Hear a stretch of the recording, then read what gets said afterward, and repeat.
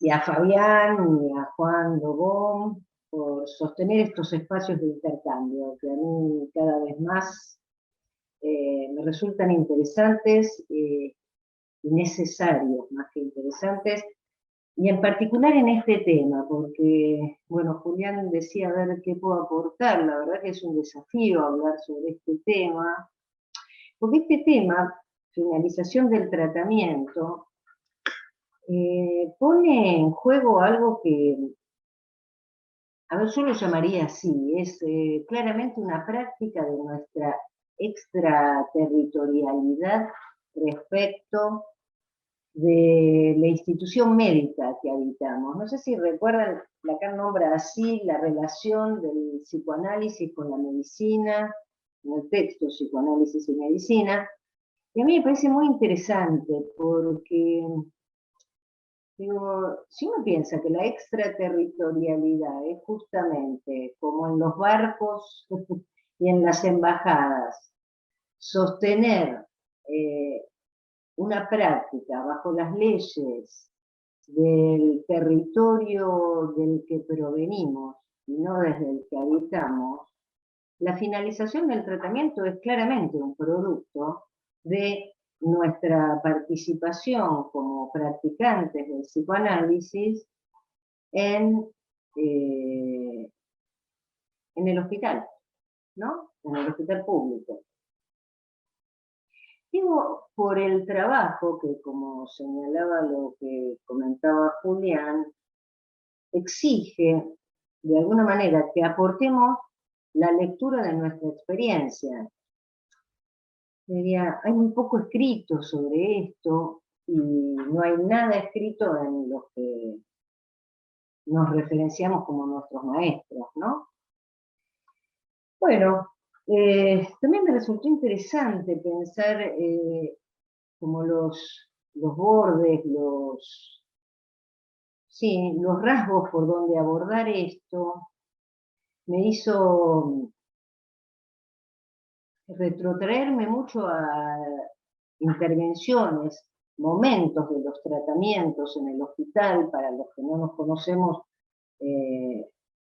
no voy a decir cuántos años, pero muchos, más de 30, estuve en el hospital conduciendo diferentes tratamientos, neurosis, psicosis, y en este caso en particular, metiéndonos en el tema, me invitaron a hablar sobre finales de tratamiento en la neurosis, lo cual en parte diría me ahorra un tramo que es cierto contrapunto que necesariamente a veces se nos arma entre neurosis y psicosis.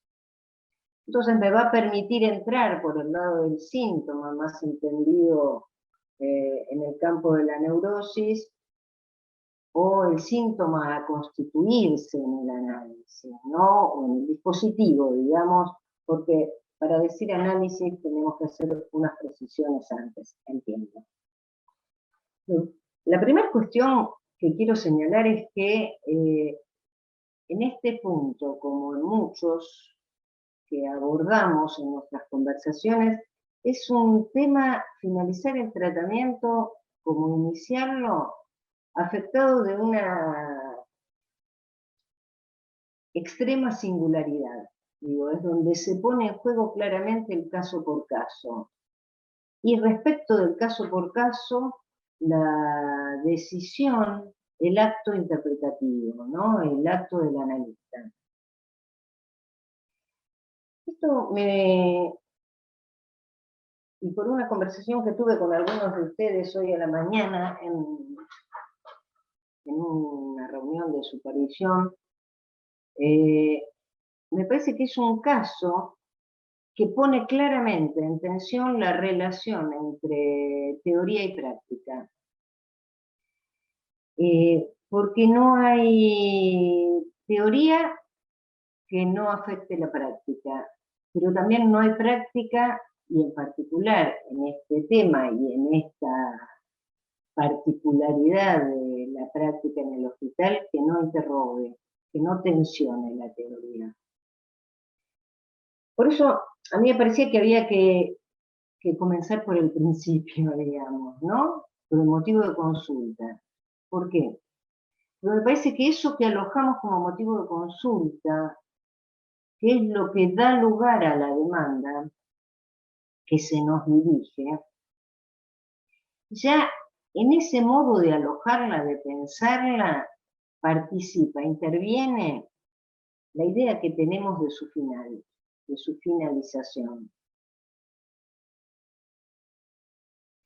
Es tan, de alguna manera, artesanal, diría yo, lo que tenemos que pensar sobre la finalización de tratamiento, que encontraba en los mails, en los flyers, en mis respuestas a Julián, que fue con quien coordiné fechas y horarios, que mencionábamos casi indistintamente fines, finales y finalización. La verdad que me detuve varias veces en pensar en esa heterogeneidad de términos y no logro concluir si estamos situando lo mismo, ¿no?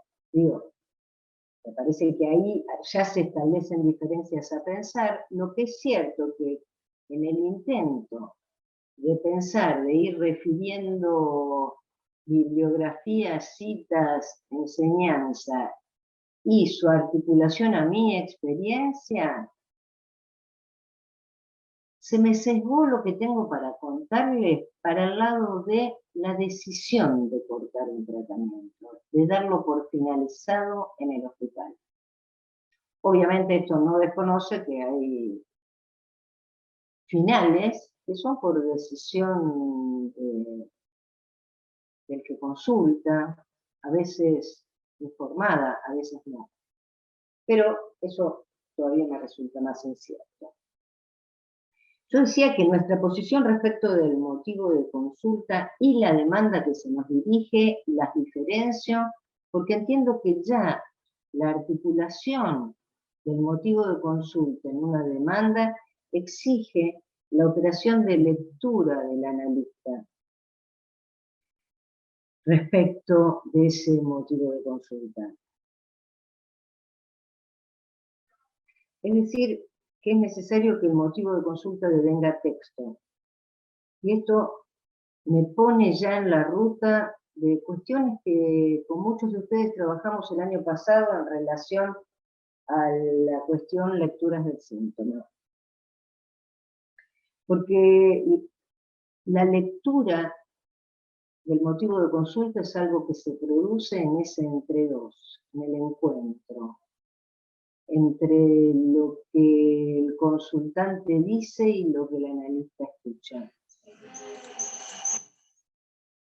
El paciente es traído por su sufrimiento. El sufrimiento motoriza la consulta y nos demanda un saber. El psicoanálisis nos enseña que el hablante tiene una doble relación al saber. Nos demanda el saber que él mismo aporta, sin saberlo. Es decir, que por ser hablante partimos en la consulta misma de un sujeto dividido. Núcleo de nuestra experiencia y de nuestra teoría psicoanalítica. Dando vueltas con el tema, me encontré con una cita que me organizaba, no sé si aporta mucho, pero me organizaba un poco lo que tenía que decir. Es una cita que está en la conferencia del síntoma en Ginebra. Me parecía que me iba acercando como al hueso de lo que quisiera situar. Esta cita dice, lo que quería decir, viene hablando, dice, es que en el análisis el que trabaja es la persona que llega verdaderamente a dar forma a una demanda de análisis, a condición de que ustedes no la hayan colocado de inmediato en el diván, caso en el cual la cosa está ya arruinada. Bueno, separo en tres la frase y esto nos va a permitir como entrar claramente en tema. Usted dice, El que trabaja en el análisis es la persona que llega verdaderamente a dar forma a una demanda de análisis. Y ahí me puse a pensar, ¿estamos todos de acuerdo en qué quiere decir una demanda de análisis? No es una fórmula, un sintagma que se nos presente seguido en la enseñanza de Lacan. Lo que sí, me parece que nos encamina a situar que hay demandas que logran cobrar forma de análisis y demandas que no. Y por otro lado, ¿qué entiendo? ¿No? Me vi interpelada en qué entiendo que es una demanda de análisis.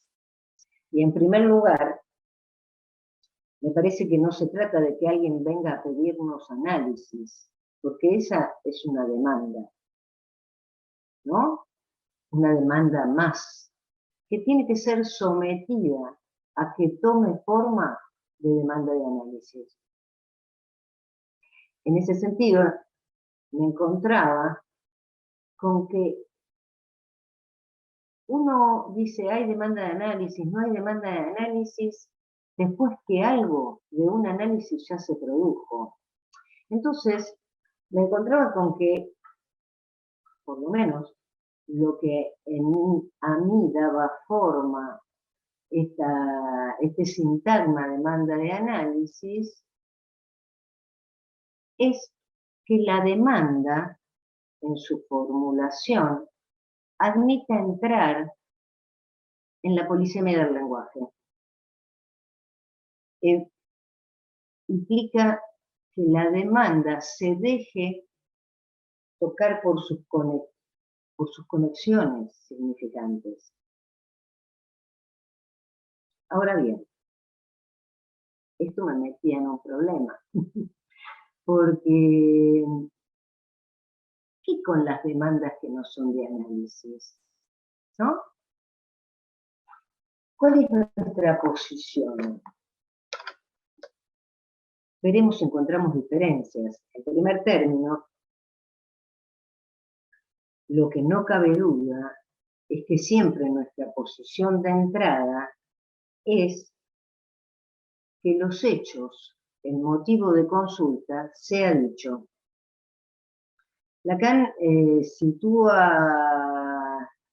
la reseña de enseñanza del seminario del acto, creo, o de la ética, no recuerdo bien, no tuve tiempo de buscarlo, que al analista no le interesan los sueños, le interesa el relato de los sueños y lo que sucede en ese relato. Por eso, de entrada, nuestra operación de motivo de la consulta a demanda es que se trata de hechos dichos. Es necesario que el texto trabaje. Y cuando digo esto, que el texto trabaje, fíjense que la cita que había tomado para organizar lo que tengo para proponer en conversación, en discusión, es qué implica esta afirmación de Lacan cuando dice el que trabaja en el análisis es la persona que llega verdaderamente a dar forma a una demanda de análisis. Vuelvo al principio de la frase. ¿Qué implica que dice esta cuestión del que trabaja en el análisis es la persona que llega? A mí se me contraponía esta persona, ¿no? Que siempre es algo así como algo que cruje, que hace un poco de ruido para nosotros, que tenemos que despejar incluso para escuchar en muchas situaciones. Me hacía contrapunto con una cita de Freud, de la interpretación de los sueños, donde dice, el desplazamiento y la condensación son los dos obreros a cuya actividad debemos atribuir la formación del sueño, ¿no?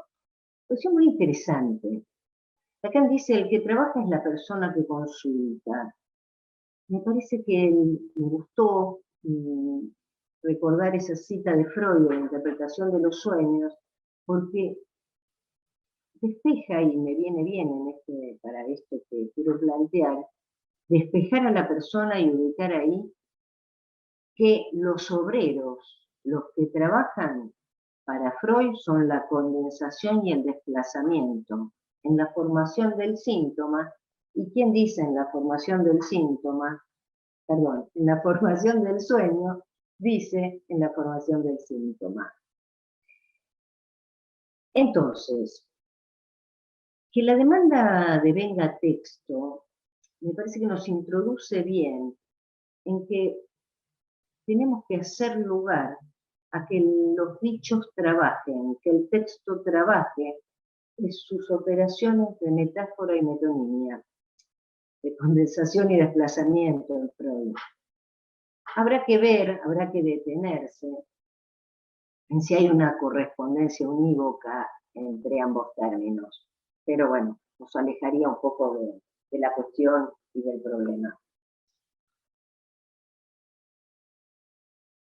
Otra cuestión que me parece interesante extraer de esta cuestión de que la persona que trabaja, que el que trabaja en el análisis es la persona que nos dirige la demanda, me parece interesante porque nos advierte de no demandar ese trabajo, ¿no? De no obstaculizar que esa demanda se formule, de no anticiparnos. Y por último, pensaba que cuando dice, miren que un poquito, dice, en el análisis la persona que trabaja es la que llega verdaderamente a dar forma a una demanda de análisis, a condición de que no la hayan colocado en el diván. Me parecía interesante porque no vayamos a creer que porque en el hospital no usamos diván, no corremos ese riesgo, ¿no? Porque en la pluma de Freud, perdón, tengo fallidosa, evidentemente estoy tocada por el tema. En la pluma de Lacan, en la boca de Lacan, porque esto es una conferencia, hablar del uso del diván no puede ser una indicación técnica. O por lo menos no solamente. Entonces pensaba que sí nos conectaba con el problema que es tomar una demanda de análisis, una demanda que está en trabajo de las leyes que gobiernan las formaciones del inconsciente, metáfora y metonimia, y aquella que no. Es decir, volviendo a la enseñanza freudiana, es necesario que alguien esté por decirlo para que quede habilitada la interpretación, para que la interpretación llegue, sea posible.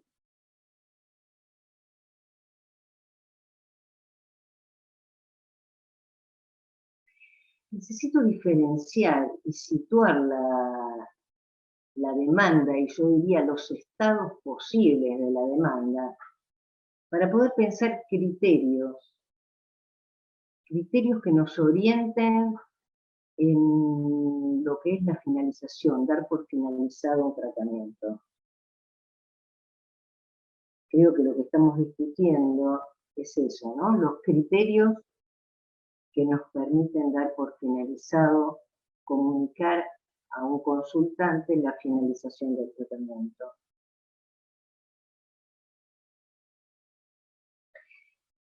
Decía que querer analizar, o sea, invertir la demanda, que tomar una demanda que no tiene estado de demanda de análisis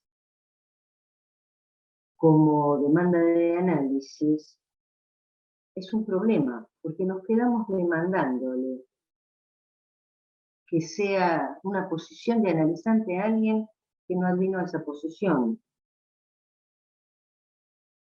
Y aún sabiendo que un análisis no puede ser prescripto ni indicado, un análisis es algo a producirse en el encuentro de dos, donde uno está advertido. A veces me parece, es algo que vengo pensando en nuestros encuentros o encuentros con nuestros practicantes, que muchas intervenciones son producidas como efecto de estar bajo el imperativo de analizar, como si eso fuese posible. Y me parece que eso justamente nos inhibe, y en un punto que hoy nos interesa particularmente, en pensar cuál es nuestra intervención y más aún, cómo dar por finalizado una demanda que no devino de análisis.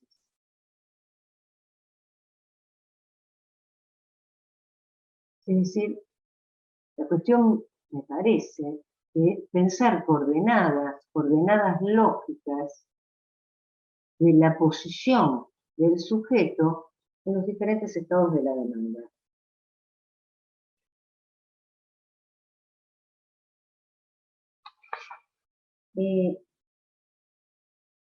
Hay una fórmula que Lacan usa en psicoanálisis y medicina. Que él dice, bueno, no quiero extenderme con el marco de esa intervención, pero lo que él le sugiere a la medicina, digamos, es justamente intervenir en el registro de la significación de la demanda. Esto no es la interpretación. Me parece que apunta allí a escuchar los dobleces de la demanda. Incluso yo había recurrido, creo que el año pasado, con ustedes al ejemplo clínico que cita ahí, para los que no lo tienen presente. Él dice, alguien puede venir a la consulta a demandar ser autenticado, ser confirmado en su lugar de enfermo. Digo, ahí encontramos una posición, un doblez, una posición paradojal. Consultar para ser autenticado en su lugar de enfermo. Dice, sitúa la significación de la demanda, lo sitúa como un territorio compartido con lo que él sugiere que sea la práctica de la medicina, tensionada la medicina ya en ese momento, 60 y pico, creo que es ese texto, ya en ese momento tensionada por la ciencia, ¿no? Han pasado años y esto agudiza el rumbo de la medicina. Me quiero ir del tema, vuelvo. Hoy me vine con papeles para no irme del tema, pero a veces no lo logro.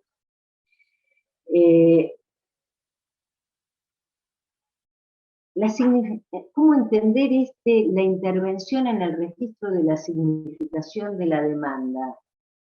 Me parece que muchas veces nos es necesario situar qué posición tiene alguien respecto de su estar ahí formulando su motivo de consulta. Porque la significación de la demanda va a depender de ese texto. Creo que no situar esa diferencia entre intervenir en la significación de la demanda y la interpretación nos puede llevar a eternizar tratamientos. Eternizar tratamientos quiere decir es quedándonos esperando que eso suceda, ejercitando cierto añoranza de que eso no sucede. Recordaba ahí, tomé caso justamente del hospital, que muy sucintamente, reducidos a dichos, por el ámbito y por el cuidado que el caso merece, por más que ya tienen sus años, había una mujer que venía muy conmovida por la muerte, por el asesinato del marido. Ella balbuceaba, lloraba, acompañarla un tramo mientras solo decía, quisiera volver a verlo. Recuerdo esa frase, ¿no? Quisiera volver a verlo. Van pasando algunas semanas hasta que ella misma formula y queda dicha su posición respecto de su demanda, que era, decía querer algo que a la vez ella sabía que era imposible. Que esto quede formulado, quede dicho, ¿no? Que ella quede en contacto con qué esperaba ella, y lo paradójico de esto alivia la consulta, alivia la angustia que la había traído a la consulta, obviamente sugerido por su entorno, llegaba a ser traída. Pero creo que esa demanda encontró esa especificación y con eso, esa especificación, situarla en relación a esa significación, le permite iniciar a su manera el duelo por el marido. Cuando digo el duelo por el marido empieza a ausentarse,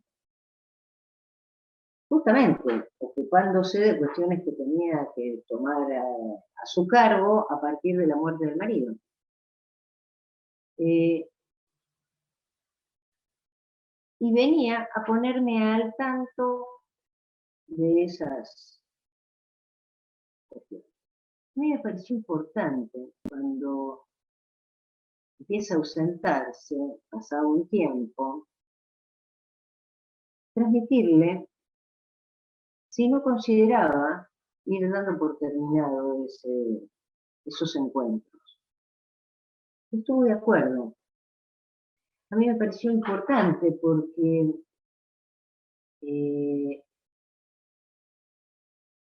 si no, la opción de no plantear la terminación del tratamiento me hacía vislumbrar que eso iba a caer, pero a caer sin sanción, que no iba a quedar rescatada la relación que su demanda o que ella había establecido respecto de su demanda. Ahí, con el tiempo, pensé, ahora les digo por qué digo con el tiempo, ¿no?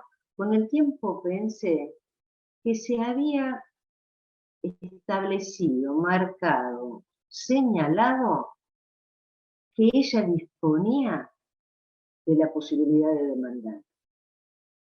De hecho, pasaron unos años y vino a buscarme con otra cuestión, que obviamente, en un sentido, retomaba algo de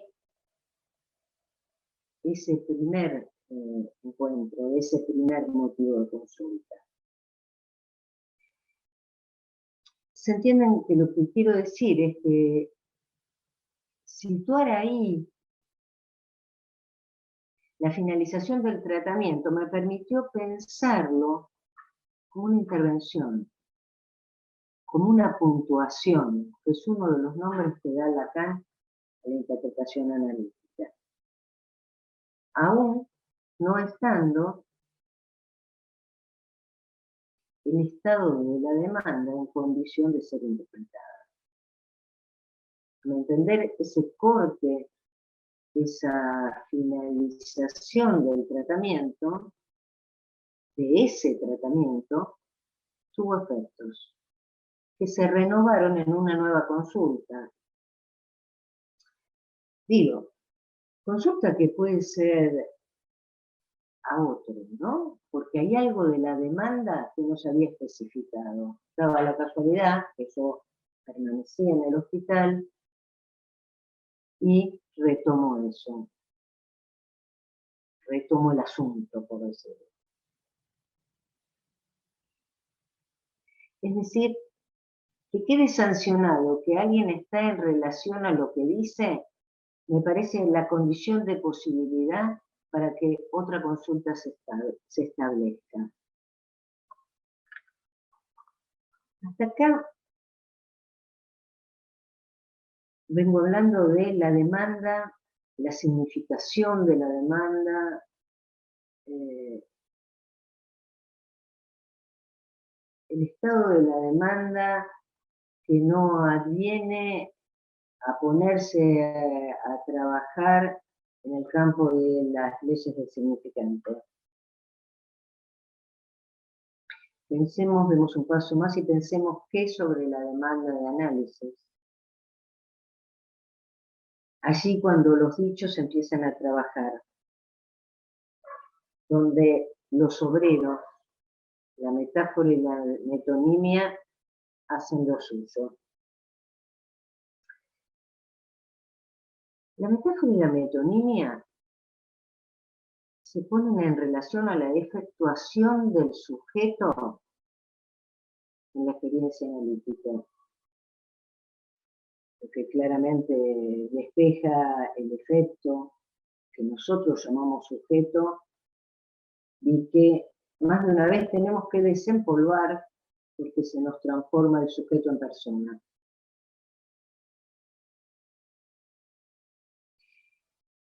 Lacan va a decir, y creo que así podemos definir el efecto sujeto, como el fin de la experiencia analítica es el anoticiamiento. Esperen que la busco la cita, esa cita es de el breve discurso a los psiquiatras. El fin de la experiencia analítica es el anoticiamiento de la dependencia esencial al significante. Al efecto de esto nosotros lo llamamos sujeto. Que se anoticia allí de la relación al significante hace que se anoticie de su relación al otro. Y a esto nosotros lo llamamos responsabilidad subjetiva, vaciándolo de toda moral, de todo imaginario de hacerse cargo, ¿no? Que a veces también se pone al servicio de nuestra resistencia. Entiendo que ahí responsabilidad subjetiva no es más que del mismo modo que la demanda de análisis, dejarse tocar por lo que se produce cuando alguien habla. Y lo que se produce es esa división, ese desconcierto. Entonces nuestra posición podemos situarla en términos de recortar, de encontrar, hasta diría de producir esos significantes que le permiten reconocer su relación al otro, al gran otro. Yo decía, no es fácil dejar que el que trabaje sea otro, sea el que consulta. Sin embargo, sacarnos de encima el imperativo de analizar, de que somos nosotros los que conducimos los, no está bien dicho, pero me sale decirlo así, los agentes de esas operaciones, nos permite escuchar de otro modo. Una mujer joven decía, también en el hospital hace unos años, no puedo ganar dinero.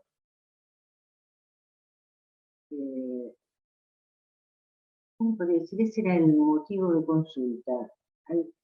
Digo, por su relación, por la relación que tenía su inconsciente, por la relación que tenía a lo que decía, rápidamente me pregunta si eso no será hereditario, porque su padre nunca pudo. Hace del no poder del padre un destino.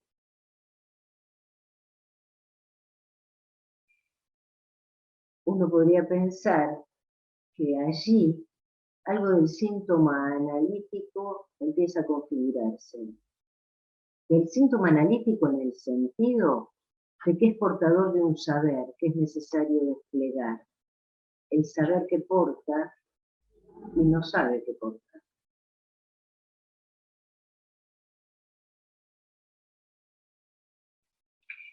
uno podría decir que ahí ya su problema no es no poder ganar dinero, sino sostener esa dimensión idealizada del padre.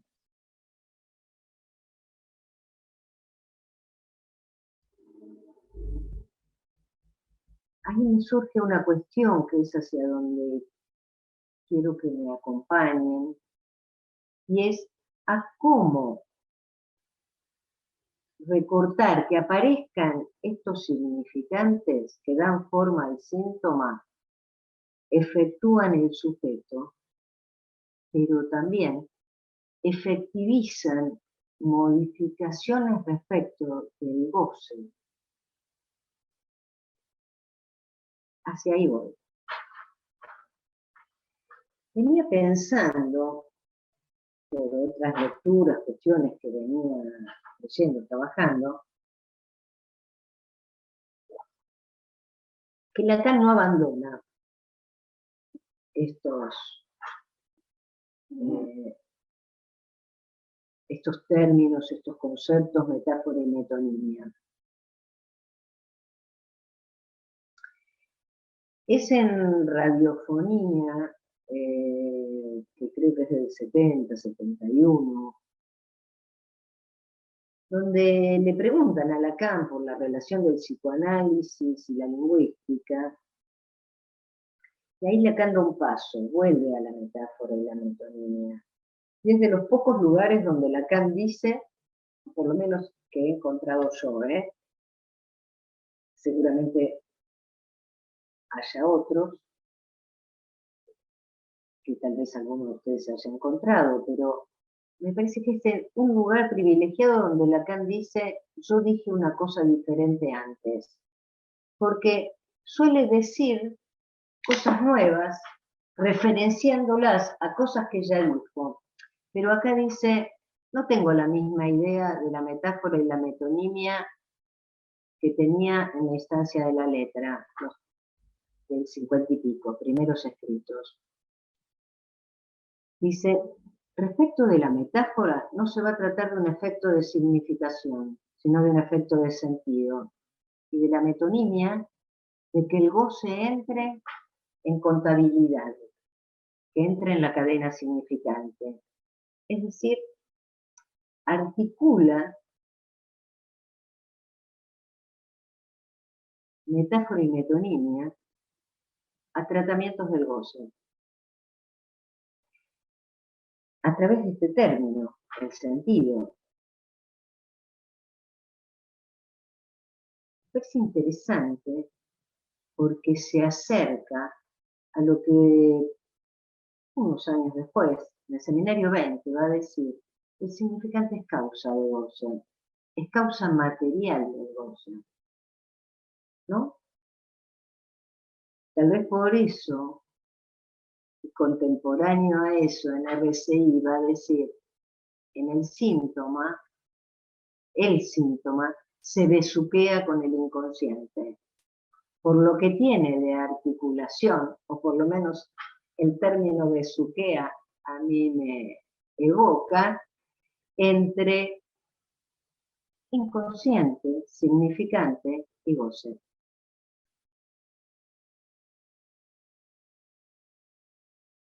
Me gusta esa expresión y además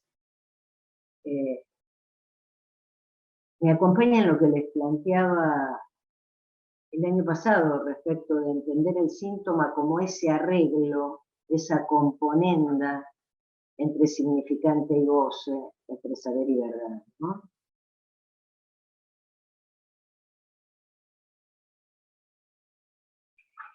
Es decir,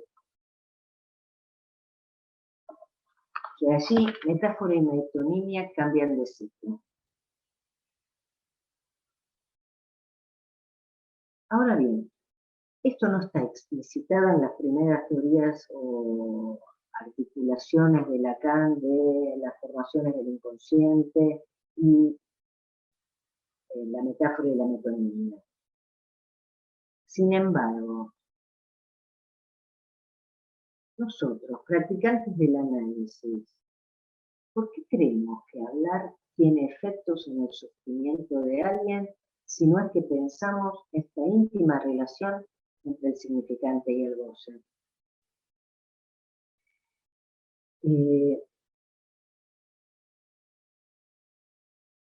Me parece que si hacer hablar al síntoma tiene efectos en ese modo de gozar que es el síntoma, es justamente por este anudamiento de significante y goce. Es decir, estamos en los fundamentos de nuestra práctica. Otro modo que en algunos otros encuentros, creo que no el año pasado, hemos tomado para situar esto, era esta fórmula que utiliza en el seminario 5 y posteriormente en el seminario 17, que es el pas de sens, ¿no? Que él dice, admite las dos cuestiones, paso de sentido y poco de sentido. De hecho, Paidós nombra así el capítulo en el seminario 5, donde pone en juego este término, para hablar de metáfora y metonimia, pas de sens, donde metáfora y metonimia se articulan en poniendo en juego un plus de sentido que a la vez pone en juego una pérdida de sentido.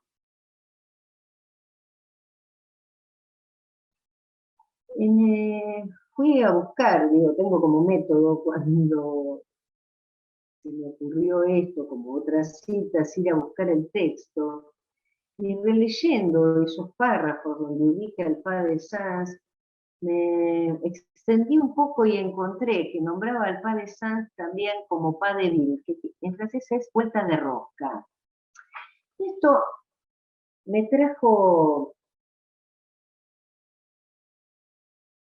llevó a un punto, ¿no? Esta vuelta de rosca, pas de sens, a la figura topológica del toro, donde justamente, para los que lo tengan presente, no quiero extenderme ahí, en el seminario de la identificación, Lacan dice, el toro ilustra la relación del sujeto al saber, la relación del sujeto al significante, donde las vueltas de la demanda, las vueltas dichas,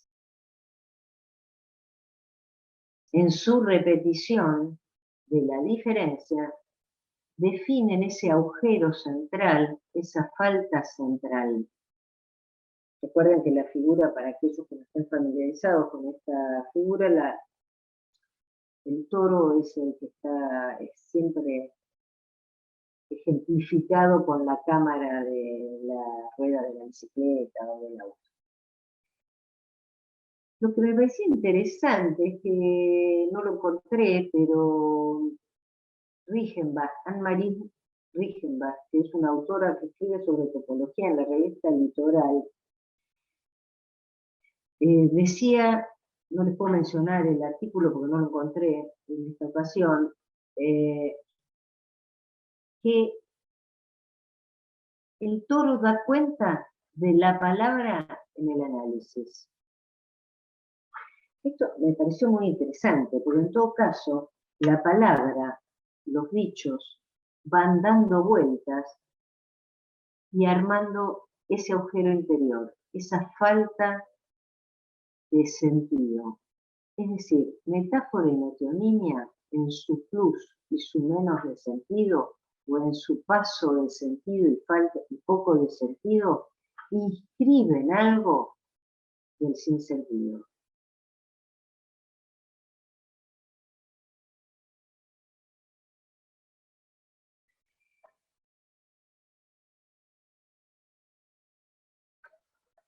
En este punto quiero situar cómo pienso, entonces, la finalización de tratamiento cuando alguien entra en ese juego.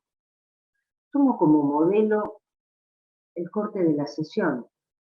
El corte de la sesión inscribe un sentido nuevo, a veces hace caer sentidos, abre sentidos, evoca el sinsentido.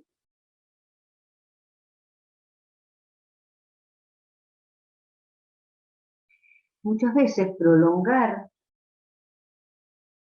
una entrevista o una sesión tiene como efecto desdibujar ese efecto de efectuación del sujeto que se produjo. Por eso recordaba ahí ese dicho, a la ocasión la pintan calva, porque efectivamente cortar es una ocasión. Y recordé que en algún momento me había interesado ese dicho y había buscado el sentido, ¿no?, de ese dicho, y me pareció que era muy ajustado, seguramente algunos de ustedes lo conozcan, pero eso proviene de una diosa romana, que era la ocasión, que era calva, salvo que tenía un mechón de pelo en la frente. Y lejos de lo que suele ocurrirme, que es pensar que las diosas son lindas, esta diosa tenía alas en los pies y en la espalda, era calva y con un mechón en la frente, y encima daba vueltas en una rueda. Es decir, que para una figura un tanto monstruosa. Pero lo que me parecía interesante, que dada esa combinatoria de elementos, para poder atrapar a la ocasión, había que agarrarla cuando estaba llegando, porque ni bien pasaba, no había pelos de dónde agarrarla. Es decir, recordar que a la ocasión la pintan calva nos llevaba a esta premisa freudiana que recordaba al comienzo, que es siempre hay que hablar ahí, ni demasiado antes, ni demasiado después. Es allí donde algo se produce.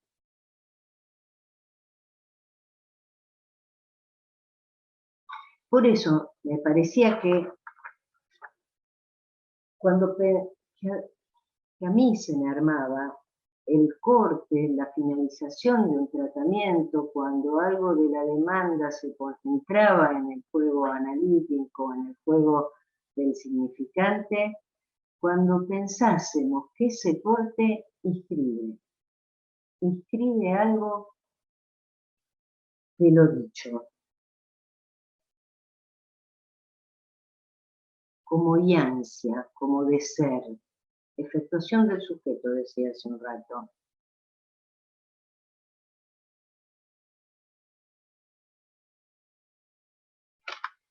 Es decir, la finalización del tratamiento la entiendo que opera como acto analítico, hace sonar otra cosa que el sentido, abre un más allá del sentido.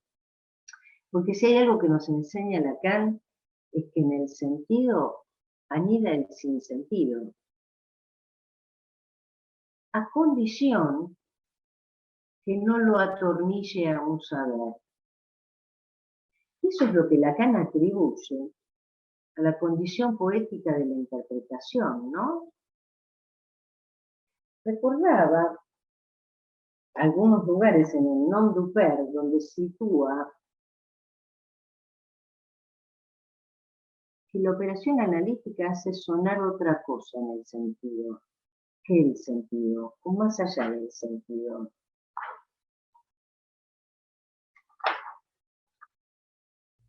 Y va a tomar a la poesía justamente como ese efecto. Digo, busqué la cita porque me gusta mucho, es del nom du père. La poesía es efecto de sentido, pero igualmente efecto de agujero. No hay como la poesía para permitir la interpretación. ¿Qué quiero decir? Que el corte no lo pienso como abrocharla, la consulta a un sentido, sino abrir al trabajo posible. En otras ocasiones, si el consultante lo dispone, a nuevas consultas, a nuevas demandas que devendrán de análisis, que harán resonar algo del sinsentido.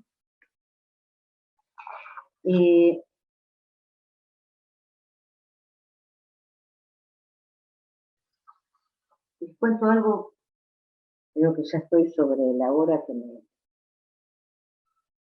me comentó Julián para abrir la conversación. Un caso que también hice cierto esfuerzo de reducirlo simplemente a sus dichos, nada más y nada menos,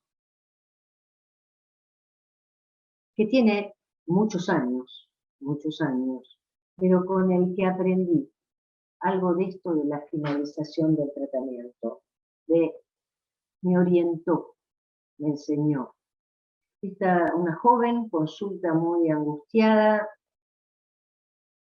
porque estaba sometida como a un régimen muy exigente por una jefa muy despótica, digámoslo así.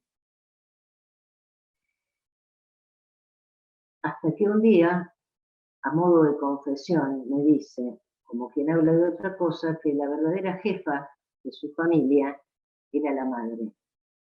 Ella creía que revelaba la impotencia del padre, pero además de eso, y más allá de eso, lo que revelaba era quién la sometía, a su entender, a ese régimen de angustia. Otra frase de ese mismo tramo del trabajo, ella dice, soy muy hija de mi mamá.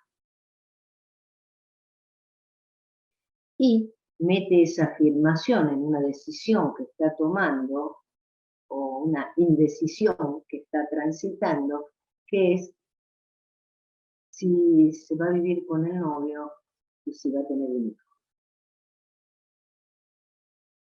Hablando de estos tironeos, se debatía en cuestiones prácticas del asunto, diría yo, hasta que produce el siguiente dicho. Yo ya no sé si quiero ser madre o tener un hijo. La perturba el sentido, pero también el sinsentido de lo que allí anida. Corto la entrevista y se va riéndose. No se me escapa que la risa retoma algo del problema de la articulación del significante y el goce que les planteaba hace un rato, porque la risa, bueno, es un interesante recorrido a hacer, que en todo caso yo todavía me lo debo, cómo la risa, en todo caso, nos habla del impacto de la palabra sobre el cuerpo. Freud, el chiste, lo cómico, Lacan y su referencia a Bergson, un camino a andar. Sin duda, cuando alguien se ríe como efecto de una interpretación analítica, es que algo llegó.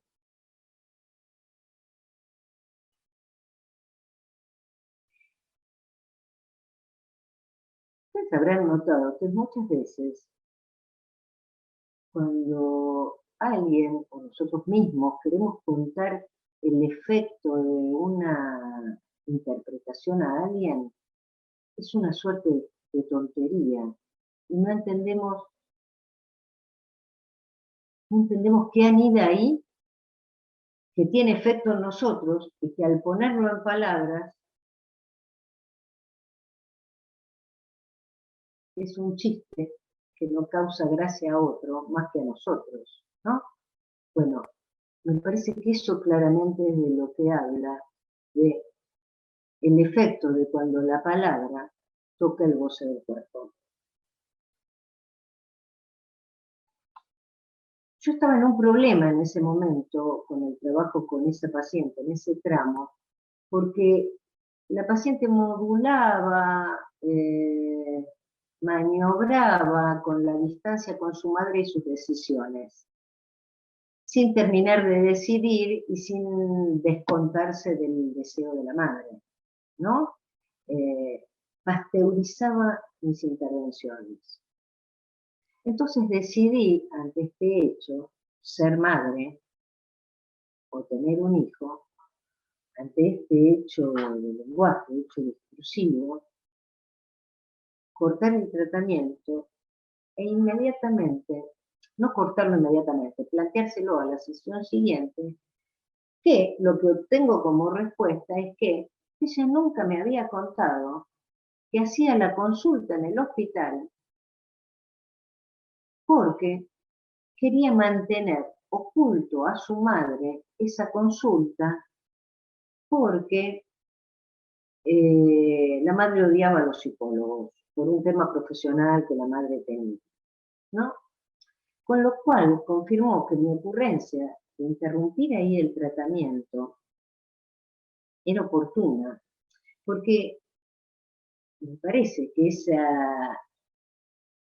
esa doble posición que ella tenía de sostener cierta satisfacción de la madre y a la vez ponerse en ruta con su deseo, la hacía estar en esa suerte de posición sintomática donde seguía, podemos decirlo así, indecidiendo.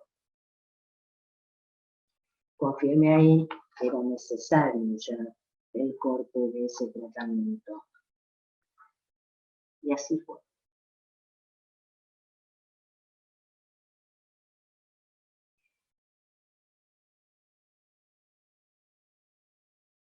Me queda un gran problema afuera, que es el problema de la transferencia. Pero me parece que lo introduzco situando por lo menos esa primera definición que da Freud respecto de la transferencia, que es la posición, que la da justamente en la interpretación de los sueños, que es la posibilidad de transferencia al significante, como primera condición de la transferencia. Esto es lo que permitirá que en otro momento, en un análisis, se articule a la función del analista. Entonces, digo, sitúo estas como las coordenadas para pensar la finalización de un tratamiento, donde no se trata de un final de análisis, sin duda, pero lo toma como referencia porque determina la posición desde donde se escucha la demanda.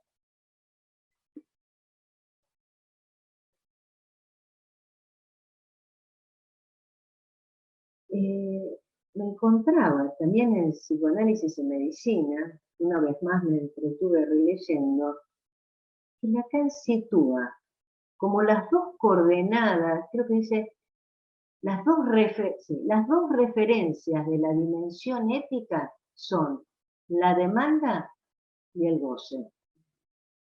Es decir, esas son las coordenadas que me parece tenemos que articular tanto en la recepción de la demanda como en pensar esa articulación cuando decidimos o para propiciarnos la decisión de dar por finalizado un tratamiento. Siempre será parcial, será un trámite. Bueno, yo dejaría acá.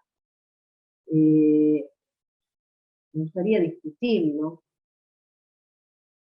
escuchar lo que ustedes vienen pensando, que ya tuvieron varias reuniones, seguramente ya han pensado muchas más cosas que yo sobre la finalización de los tratamientos.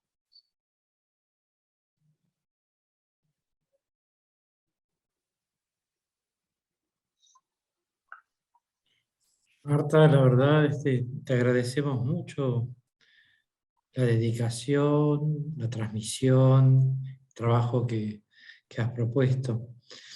Me quedé pensando, me gustó la orientación de tu exposición, me resonó mucho la cuestión de la afinidad poética que resalta Lacan respecto al orden de la verdad. Me acordaba que en el Seminario 11 Lacan ubica al analista como el Orfeo, en función de su amada Eurídice, que se pierde en el Hades, y cómo el analista se somete a internarse en ese terreno más allá del Aqueronte para tratar de rescatar algo que tiene que ver con el deseo, en sintonía con una referencia de Roland Barthes, justamente, que dice el poeta, es como el Orfeo, que va a las profundidades de lo indecible y trata de rescatar de lo innombrable algo. Cuando lo trae a la superficie, eso, ya transformado en palabras, y el poeta se da vuelta a ver qué es lo que trajo, ya eso es una palabra muerta. El efecto poético se perdió. En este sentido, me parece muy bien la distinción que vos haces entre un final de un tratamiento y el fin de análisis, con la doble inscripción que puede señalarse en el término fin, en el término de, bueno, una dirección posible hacia ese anoticiamiento o toma de noticia en la dependencia esencial. El término esencial me suena un poco extraño, ¿no? Esencial, porque la esencialidad tiene que ver con una definición ontológica que claramente me parece, bueno, por lo que vos decís, queda ahí perdida, al significante, en ese efecto que, bueno, tiene que ver con el sujeto, o sea, el sujeto surge como un efecto. Y me acordaba, en función de lo que vos decías, de radiofonía, el orden de la metáfora, que unos años después, en el seminario 24 del año 76, Lacan propone que, en función del síntoma que vos nombrabas también, una interpretación justa, dice, es lo que extingue un síntoma. Y ahí Quedando una en esa cita es donde sitúa lo poético que vos claro, como ahí dice, quedando una resonancia, ¿no? Un resonar, que me parece algo muy importante, ¿no? Como tema de estudio, la resonancia, algo de un silencio, pero que se establece en el orden del cuerpo o en el orden del borde, ese tan ficcional que llamamos pulsión entre el cuerpo y aquello que llamamos lo psíquico. E iba a decir que eso hace que la verdad se establezca o que pueda ser pensada casi a un modo heideggeriano, como en su función poética.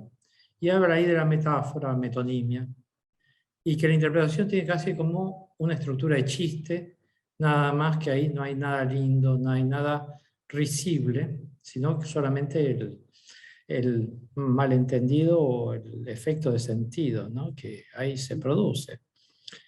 Y en ese punto, bueno, no propone un fin de análisis, pero sí el orden de lo que acontece ahí.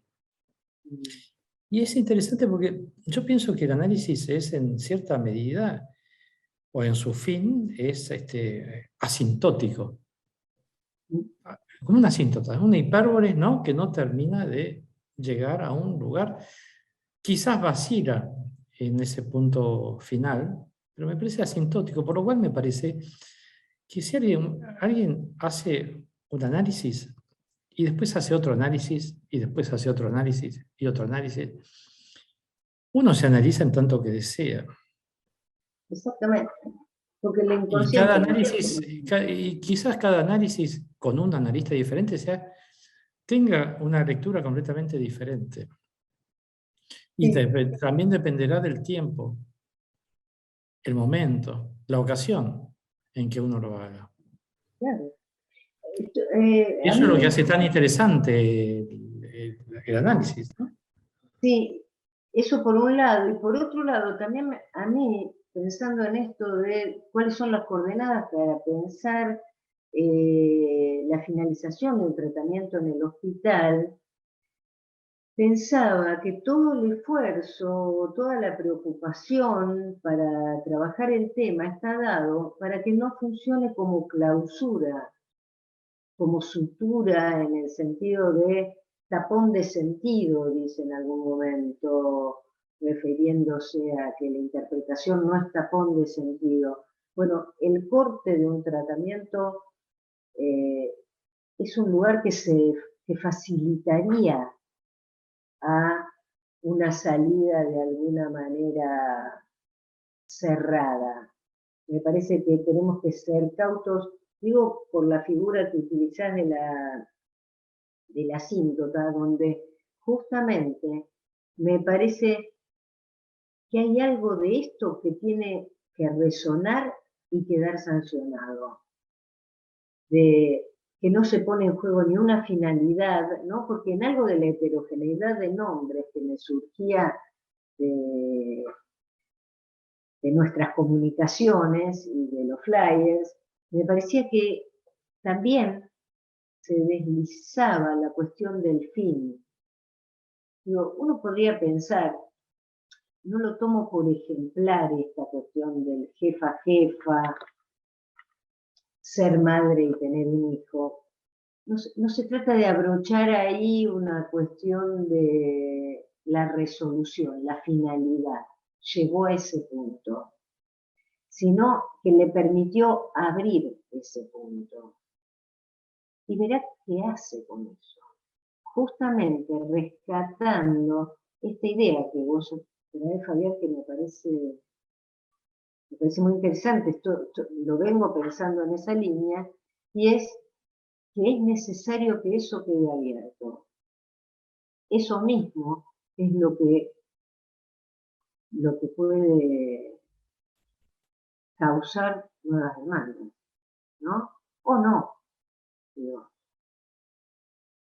no es el único que hacer el análisis respecto del malestar, ¿no? También está la sublimación.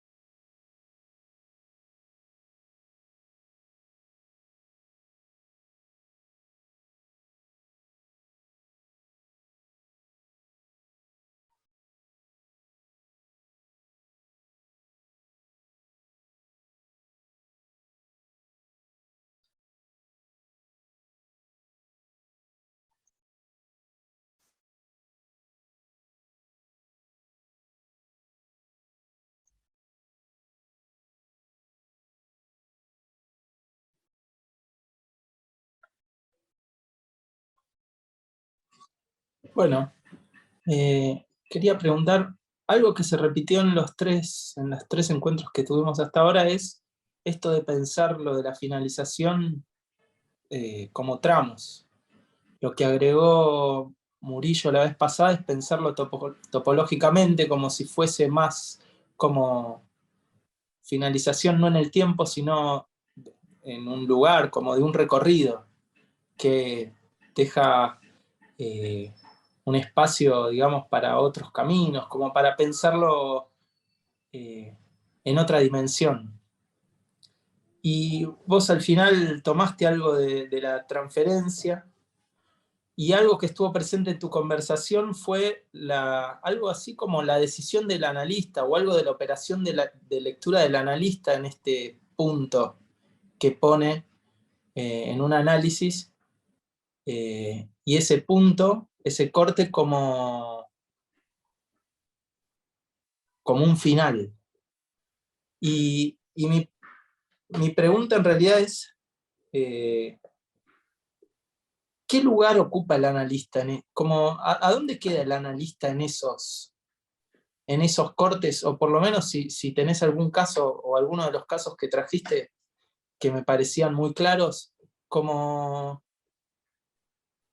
¿dónde queda el analista, o qué lugar queda ocupando el analista en esos cortes, en esos puntos? O si pudiste hacer como una lectura de la transferencia en lo que queda del análisis, en esos finales que ubicás. Yo quería decir algo. Perdón, por ahí, Marta, podés contestar las dos cosas juntas. No escucho bien. Si, Nati, si podés subir el volumen o hablar más fuerte. ¿Qué máximo se escucha? Poco. Bueno, ahí podés responder la pregunta de Juli y la mía. Yo me quedé pensando, porque tengo unos problemas de sonido acá, a ver si escuché bien. En lo que vos decías respecto de poder formular el motivo de consulta, ¿no? De que alguien pueda formular o reformular su motivo de consulta.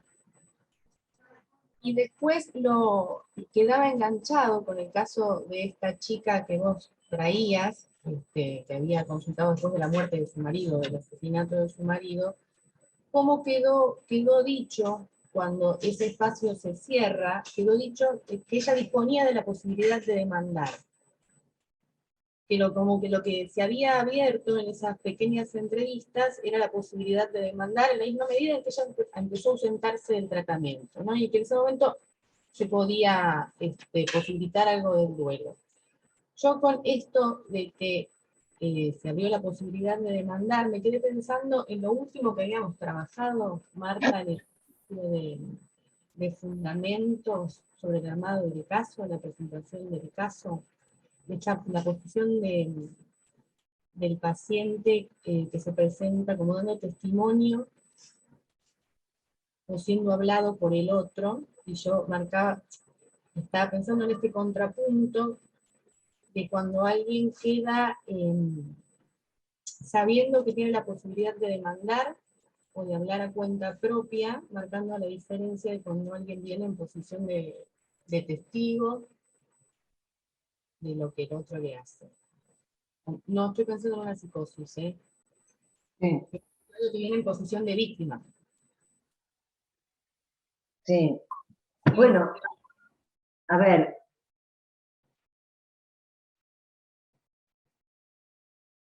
Sí. No sé cómo juntar las dos cuestiones. Pero... Bueno, algo hace el analista para que eso se... Claro, a ver, porque yo pensaba, a lo mejor en este punto se tocan, pero a la vez se me van un poco las preguntas. Porque de lo que planteaba Juli, la cuestión del analista es una función, y yo diría, ahí es una función de abridor, ¿no? Es una función de... Y cuando digo función es el que hace posible ese efecto. Es cierto, porque vos decís, ¿qué es del analista ahí? Al analista lo produce la transferencia en sus diferentes estados, en el recorrido del sujeto supuesto saber a la destitución subjetiva. Y a mí me parece que en las consultas que llevamos adelante en el hospital, estamos en relación a ese primer tiempo del sujeto supuesto saber, pero ya allí está funcionando nuestra idea de fin de análisis. Porque no recuerdo dónde, si en el 23, no, el 23 no puede ser, debe ser en el 24. Lacan dice, el analista se presta a soportar ese deser corporiza, más interesante en los tiempos de pensar los tratamientos virtuales y en el consultorio, porque dice, el analista corporiza el deser del sujeto supuesto saber. Entonces, me parece muy interesante esa formulación, porque no se ofrece a encarnar el sujeto supuesto saber. Se ofrece a encarnar el deser del sujeto supuesto saber. Y eso lo entiendo como el cuerpo del analista. Digo, porque entiendo que todos en este momento, o la mayoría, estamos pensando los efectos y los problemas que trajo la virtualidad. O no, según el caso también, ¿no? Pero ¿Qué quiero decir con esto? Que me parece que esa dimensión de un sujeto supuesto saber soporte, afectado de un deser, soportado por nosotros los practicantes, es lo que hace posible que haya efecto. El analista es un producto, no somos analistas. El analista es el efecto de eso que, como decía Fabián, produce resonancia. Ahí uno podría decir, ahí hay efecto, hay efectuación, en esta paradoja que situaba Fabián de lo esencial, pero también es activar la resonancia.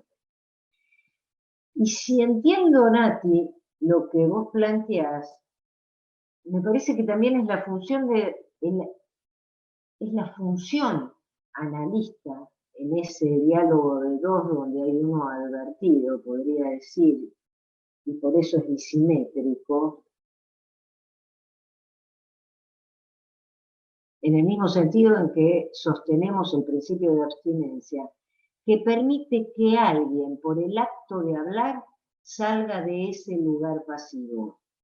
Que estoy de acuerdo con vos, puedo hablar de testimonio sin que eso signifique necesariamente una psicosis, ¿no? Digo, ahí hay un pase, ahí pasa algo de lo imposible cuando alguien toma la palabra. Porque muchas veces hemos hablado de lo que hace el dispositivo en sí mismo al ofrecer la palabra, al ofrecer hablar. Eso tiene efectos, ¿no? No sé, Nati, si terminé de captar lo que planteabas. No sé, pero ahora que vos estás diciendo eso, a mí me vuelve la figura del toro que en las vueltas dichas va dibujando el agujero central de lo imposible, así que me parece que sí. Bueno, llegó.